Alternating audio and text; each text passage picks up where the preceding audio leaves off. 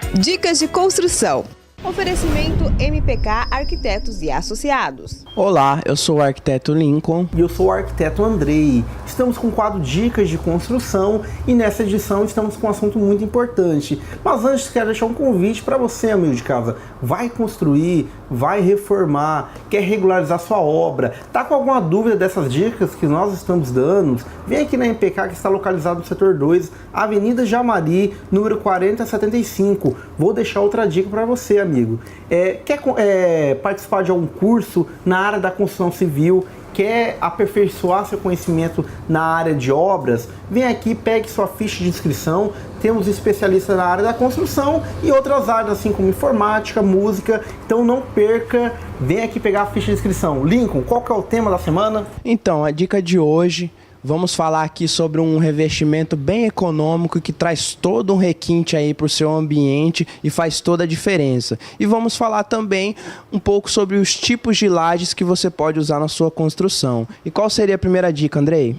A primeira dica vai ser o MDF para revestimento de parede. Isso mesmo, amigo de casa. Esse revestimento é um material muito utilizado aí para decoração e composição de ambientes internos e externos.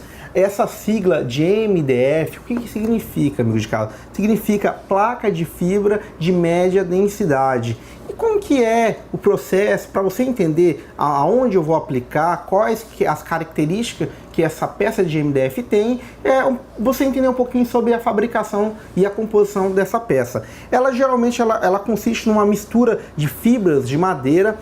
Essa fibra de madeira, amigo de casa, é como se fosse um pó de serra, né? Ele é comprimido a quente, ele tem um acréscimo de resinas e alguns aditivos para dar liga. E no final ele vai passar por um processo de aglutinação que vai dar aquela característica da chapa prensada. Ela de fábrica já vem pigmentada. Nós temos aí uma característica muito bacana porque você consegue ter várias cores do MDF. Agora vamos falar um pouquinho, Lincoln, sobre o MDF na questão de revestimento de parede, curiosidades e vantagens. O primeiro item que nós vamos falar, as placas elas podem ter a característica tanto pintadas, né? Ela pode ser rústica ou ela pode ser laqueada. O rústico, amigo de casa, aqui no fundo da MPK você já vai visualizar, tem um MDF com a característica rústica. O laqueado, ele é o outro extremo dessa minha peça de MDF. Ela é um produto envernizado, como se fosse uma peça polida. Então a gente chega nos dois extremos. A gente tem um rústico e tem uma coisa mais moderna, que seria o polido, que dá para usar em qualquer ambiente. Você também tem essa peça, na questão dos cortes. Por se tratar de uma peça homogênea, você não tem nódulos no interior da minha peça de MDF. Isso facilita com que quando eu faça o corte com a serra, eu consiga fazer curvas, cortar em ângulo sem ter problema nenhum com os meus cortes. Outro item interessante é o material resistente, ele é um material leve. O que ocorre? Qual que é o interessante nisso? Ele é um material flexível também.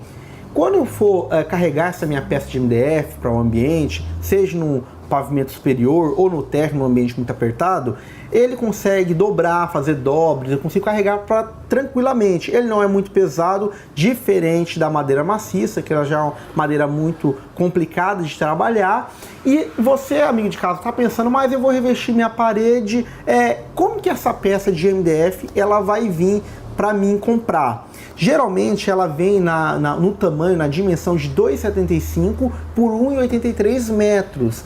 E a espessura que essa placa de MDF ela vem aí de 3 milímetros a 30 milímetros para mim fazer o revestimento da minha alvenaria. Então assim, ela tem uma característica de um padrão de tamanho bacana para se trabalhar. Eu consigo trabalhar em qualquer ambiente que eu quiser, certo? Outro item muito importante, nós da MPK, eu particularmente como técnico, e eu vou falar também um pouquinho como usuário da utilização do MDF. Ele tem uma característica mecânica muito boa e ele tem um conforto térmico e acústico muito bom. Pensa você, amigo de casa, vai entrar no seu comércio que tem a parede revestida de MDF, vai entrar na sua residência que também tem o revestimento MDF, você sempre vai ter um ambiente com um cheiro suavizado de madeira, e você também vai ter um ambiente o tempo todo fresquinho, porque o MDF ele consegue ter essa característica, não deixa ter trocas de temperatura do ambiente interno e externo, sem contar a estética excepcional que o MDF ele vai te proporcionar. Outro item interessante, vamos falar agora dos cuidados que você tem que ter com essa peça. Você pode colocar peso em cima, dependendo da utilização do MDF? Pode, sem problema. O que você tem que respeitar? Na minha característica de resistência da minha peça de MDF, eu tenho que olhar a espessura do meu MDF. Eu falei que ela varia de 3 mm a 30 mm se for usado para revestimento de parede. Se fosse usado para divisória e outra finalidade, eu tenho que falar com o arquiteto, eu tenho que saber para qual finalidade para mim poder usufruir, para mim poder comprar minha peça de MDF. Outro item muito interessante é a questão da limpeza. Como que eu vou fazer a limpeza na minha peça de MDF? Eu posso jogar água? Você não pode jogar água, amigo de casa. Você pode limpar, né, com pano úmido, né? Não tem problema nenhum, ele é resistente à umidade, mas ele não suporta que eu fique jogando, lavando todo dia ele com água corrente. Então fica a dica. Outro item interessante, uma dica, amigo de casa, vocês no finalzinho vão estar vendo aqui agora o processo de execução. Qualquer carpinteiro pode executar, pode instalar o MDF, a mão de obra não tem que ser especializada. Nós da MPK, nós como arquiteto, especialista em estrutura, nós gostamos tanto de fazer a parte do projeto e depois na concepção nós gostamos de praticar um pouquinho. E aqui no escritório da MPK, nós participamos desse processo aí de instalação, nós instalamos, né, com muito carinho esse MDF na parede. Então o que acontece? Você vai verificar que é muito fácil de instalar. Outro fator interessante, eu vou dar uma dica. Aqui na cidade tem algumas empresas que trabalham, eu vou dar uma dica de uma empresa em especial, que é a JC, distribuidora, né, de abrasivos. Ela tem uma linha ali excepcional de MDF com um preço muito bom, amigo de casa. Então tá com dúvida aí de com qual espécie eu posso colocar, vai na JC e olhe o produto, e eu garanto que tem um preço muito interessante. Lincoln, qual a próxima dica? A outra dica é, vamos dar continuidade aqui ao nosso extenso assunto sobre concreto. Vou continuar falando aqui um pouco sobre os tipos de lajes. É importante lembrar que existem vários tipos de lajes, mas hoje eu vou passar para vocês aqui sobre 4 tipos dele. Bom, começamos pela laje maciça. A laje maciça é uma laje, como o nome já diz, ela é de concreto maciço, ela só tem na sua composição o concreto puro e a ferragem, a armadura necessária para receber a carga. Ela é uma laje que ela pode ser utilizada aí para quando você não tem um vão muito grande, então ela serve bastante para vãos menores. Eu acho que a vantagem dela, uma das principais vantagens seria o quê? Que você pode usar, ela aceita qualquer tipo de forma, então se você quiser fazer uma curva, quiser variar os níveis da laje, então ela aceita perfeitamente. É lógico que tem que ser observado se a sua madeira, a sua forma de madeira vai aceitar o tipo de design que você está querendo.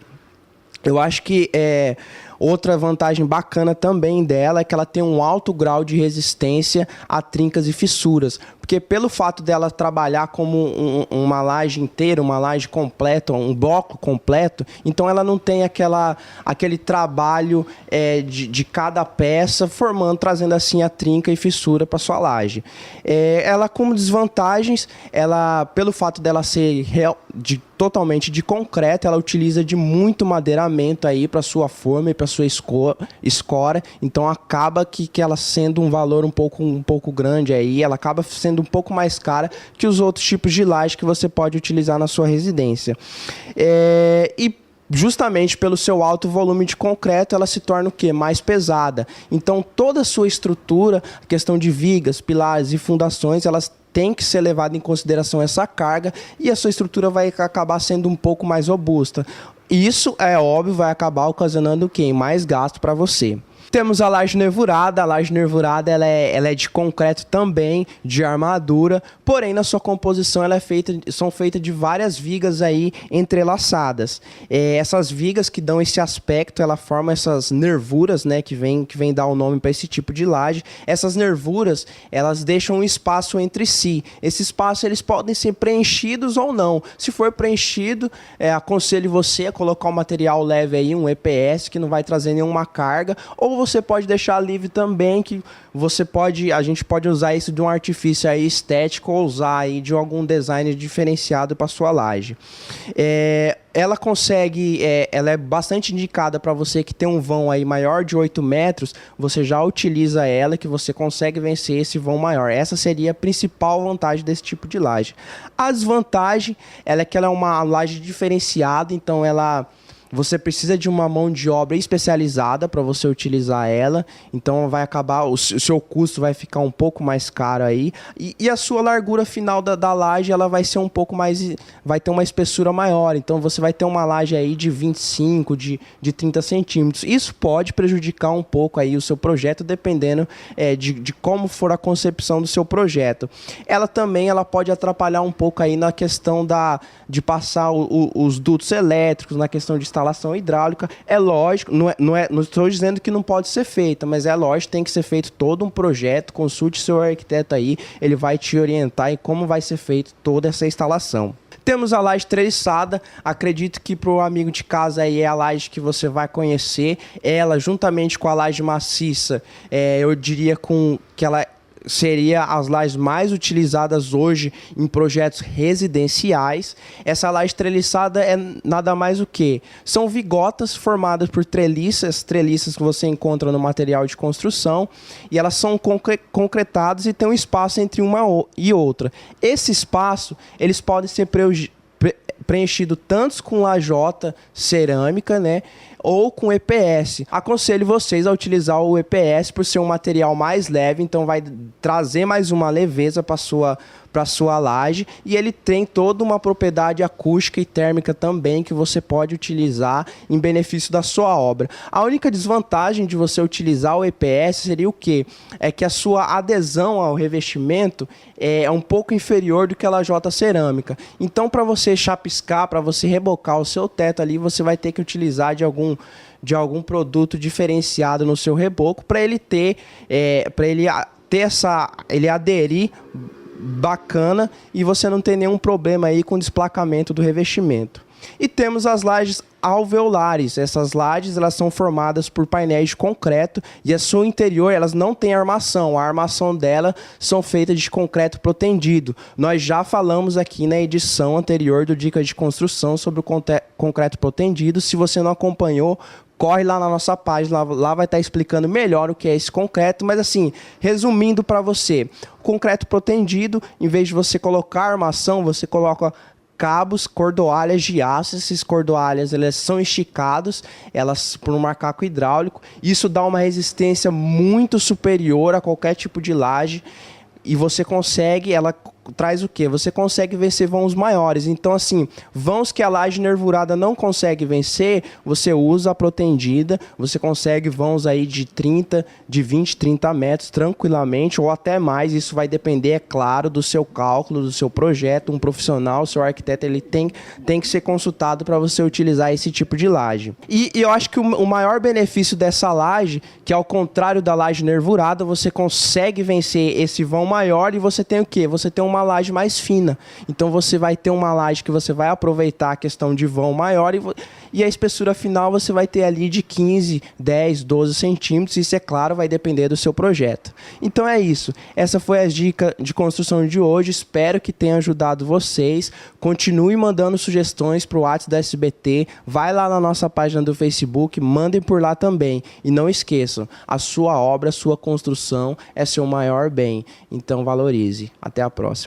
Dicas de construção. Oferecimento MPK Arquitetos e Associados.